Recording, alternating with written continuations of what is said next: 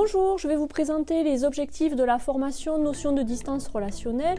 Donc dans un premier temps, il s'agira de clarifier les concepts de distance relationnelle. Ensuite, de découvrir et de connaître ses propres ressources et ses limites dans la relation à autrui. Ensuite, il s'agira d'apprendre à travailler avec ses émotions et surtout avec celle de la personne accompagnée et de son entourage. Bien sûr, il faudra aussi appréhender la relation professionnelle et les outils à utiliser au quotidien dans sa pratique. Et enfin, on s'attachera à connaître et à reconnaître l'autre dans sa singularité afin de trouver une posture adaptée.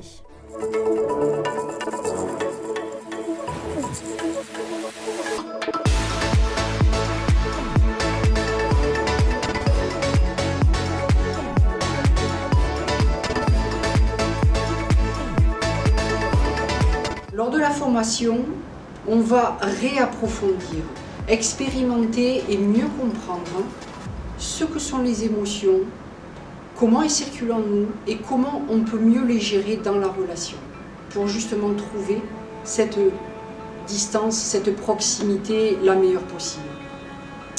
On va aussi s'attacher à retrouver une connexion meilleure avec son corps par la respiration. La respiration, c'est la base.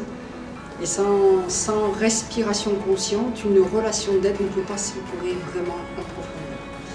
Et puis on va aussi clarifier le cadre de la relation d'aide. Qu'est-ce qu'on peut y faire, que ce soit en termes de temps, en termes d'espace, et comment on gère ce cadre-là. C'est essentiel. Et enfin, de pouvoir aussi réfléchir et identifier ensemble quelles sont les limites dans la relation d'aide, les limites pour moi en tant qu'aidant et les limites pour l'autre que j'aide.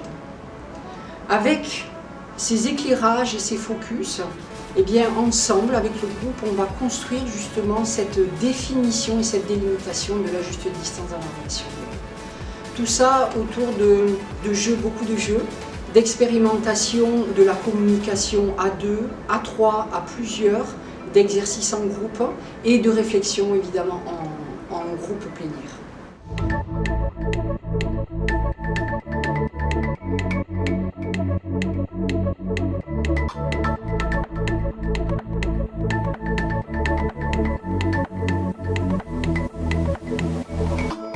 Cette formation, par proposition de ma direction, ça permet d'apprendre, de sortir la tête du guidon.